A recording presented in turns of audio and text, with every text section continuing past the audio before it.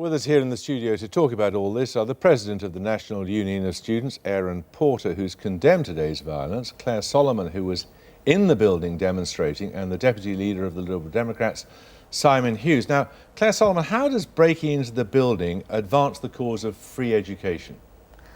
Well, first of all, I'd like to say that today 52,000 people, as reported by the BBC, students and staff, protested to highlight the threats proposed to our education by these proposed cuts. And I think that is the message that we need to be taking today. I think the message we need to take today is that students were very angry and students and staff came out together. And how does your breaking into the building help that cause? Well, I didn't break into the building, and I don't think anybody broke into the building. That is not... You were in the building, weren't you? I was in the building at some point. Were you invited in or something? The doors are open. So you think you just happened to amble in?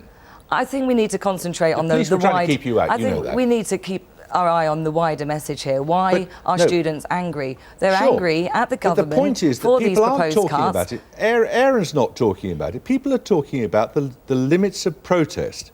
And it was claimed by the National Union of Students today that the protest, which, as you say, was pretty widespread and heartfelt by students about student fees, had been hijacked by a minority of people, many of whom were not students. Were you a student? Are you a student? I am a student. Where? I'm the president of the University of London Union, which is the largest university union in Europe. 150,000 students and 22 different colleges. I am on a sabbatical, although I do have a son who is a student, and my son was also on the demonstration today. Right. How old are you? I'm 37. And how long have you been a student? 4 years.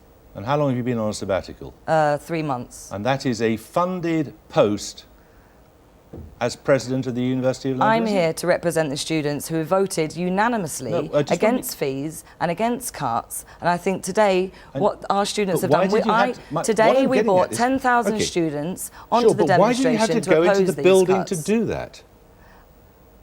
I think you're asking the wrong questions, Jeremy, and you know it. I may be, but I'm afraid they are the questions I'm asking. A few smashed windows cost nothing. I'm asking you why you felt it necessary to go into the building to make your point. The whole of society. Why did you feel it necessary to go into the building? I don't think you can even compare the two. It's very easy to replace a window. It is not easy to replace I'll tell you exactly what we were going to do on this programme tonight. By an illegitimate government who have gone back on their what higher fees would do to higher education. We had booked 2 university lecturers and 2 students to discuss that very thing, instead of which everyone is talking about the limits of protest, and that is because of the action taken by you and your friends. What do you expect students to do when they haven't been listened to for years and years? So you thought it was the action of last recourse. That's why you had to go into the building, because otherwise no one would pay attention. I'm not surprised students have been very angry. Students and staff have been very angry today, no.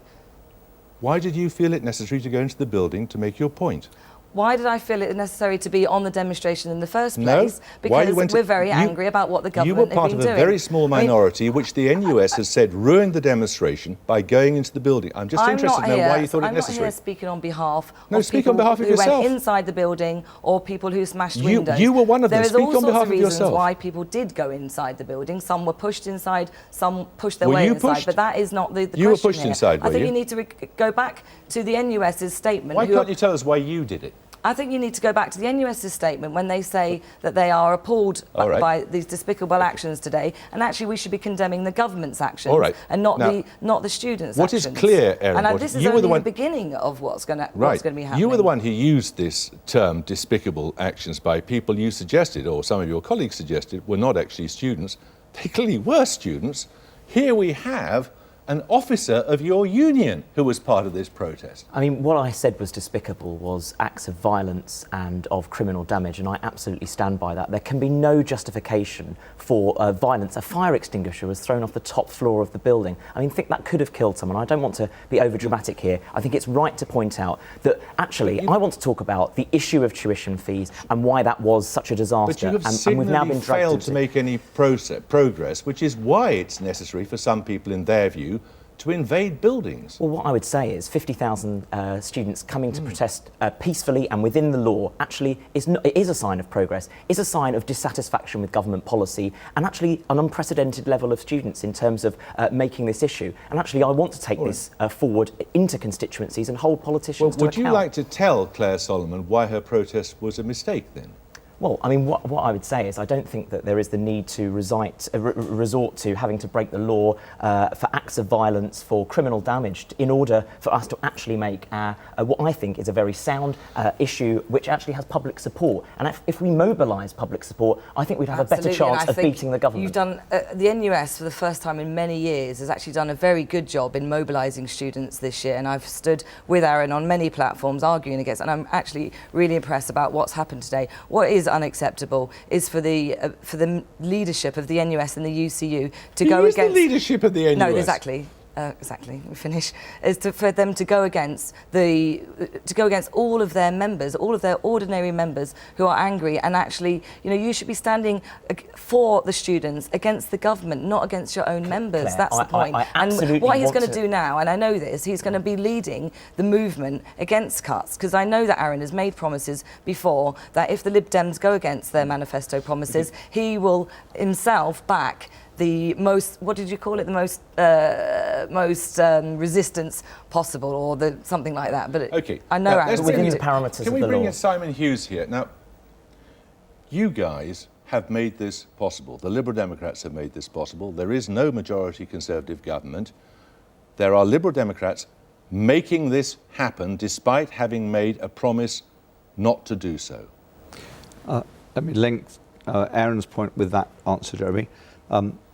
Aaron has to take responsibility for today a bit, because he said his job, I heard him on the television myself last week saying his job was to hunt down Liberal Democrat MPs. Now, to hold you to account. No, hunt down. No, you used the word, Aaron, I heard you never to ever Aaron, suggest that we I would saw break the you law. and heard you say hunt down Liberal Democrat hold you MPs. to account, You Simon. did say hunt him down. You said to hold him to account. No, you that's said correct. hunt down. I've seen it. I can show you the film, and that's Never not to the. incite violence.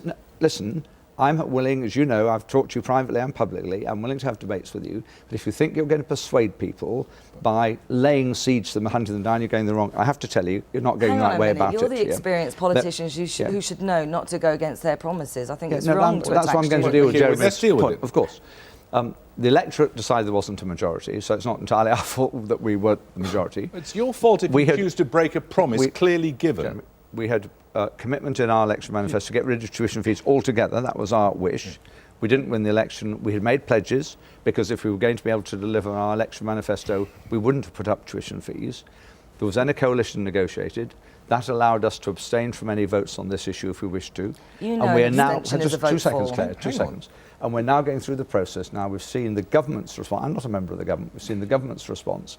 We're now going through the process of talking to members and supporters and students in my constituency and elsewhere before we come to the votes later in this year. Have you decided how to vote yet? I'm talking to. Since I spoke to you last, you asked me that question. Exactly. It was 4 weeks ago tonight. It was. I remember. And you said I need remember. 6 or 7 weeks, and I'll come back and tell you. And I will. 4 weeks, And I will. 2/3 of the time. And Are you any closer to a decision? No, because, well, I'm closer because the vote's coming nearer at the end of the year, of course. But I have, since I spoke to you, as I honestly said I would, I've talked to party members, I've started talking to all the student groups in my patch, and that's the proper thing to do, because I want to know whether they think that the deal that Vince Cable has come up with and the government's come up is a deal that they think will be better for them. And for many students, it is definitely better. Part-time students, no upfront fees at all. Definitely better. Poorer students who won't pay a single penny, much better deal. So there are many pluses. In many areas, the student vote, the students to whom you made a promise, was absolutely crucial in getting Liberal Democrats into Parliament. I want to know what. That's why I'm talking to students. Tell him. Well, I mean, the students that I speak to feel utterly betrayed if there are MPs that are going to break this pledge, because I don't see what's fairer about a trebling of the fees, about a higher rate of interest, about an extension of the loan repayment period. And there is an issue of trust in politics, and Nick Clegg both said that there should be no more broken promises, and there was an explicit promise on this issue. Well, Nick Clegg has already said that he's going to break his promise. He said to me the other day when he was in his office that this is one manifesto pledge that he cannot and will not keep. Well, Nick has made his view clear that it's not deliverable because of the finances and because of the coalition. But he says he's breaking that. Jeremy, that's right. Sure. I spoke to a group of students. Interesting. I spoke to a group of students who we went through the whole debate. They didn't come with a preconceived condition. All of them in that group, in a college in my constituency, London University students, actually said they thought the deal offered by the government was better than the idea of not putting up This fees. is All a of them. £3 billion cut from the government being Aaron, passed on to I'm just saying students. to I don't see you, what's fair about that. you don't feed He's for all. reporting what he says he was told. And I was surprised about that, because I expected a lot of them would say no, absolutely no increase in fees. And secondly, you know, and this is the real disingenuous part of your position, that your view about what the policy should be, as well as your friend the Labour leader, their view is that there should be a graduate tax. Yes, should be a graduate tax. I think that's fairer than the current system. You know, we can't have it technically, but I don't agree with the graduate tax. It should be free education all our the way. policy is that we have a graduate contribution. That's what you've argued for. No, it's exactly what you say you want, Simon, and what the NUS said. No, there is a significant difference between an extension of the tuition fee system and a pure graduate tax. You very generously said you'd come back in 6 or 7 weeks. That's 2 or 3 weeks' time from now.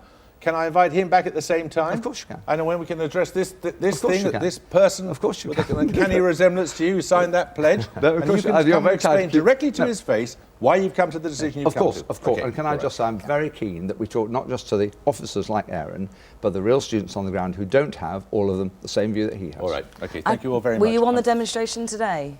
No, I wasn't. If you wanted to speak to students, these are the people that you should be speaking to. And can I just I say speak to them today, all the time, in it's just- fact, Claire. today- I speak to students every week. Today is just the beginning. If we want to see if we want to, if the government go through with these cuts, we are going to see what we've seen in Greece and in Paris and in Rational Ireland. debate And wins there are argument, going to be Claire, occupations, not and I do protests. support these. And I think there's going to be a nationwide wave of occupations. All right. and We're going to I leave fully it there. support it. Thank you all very much. The coalition government.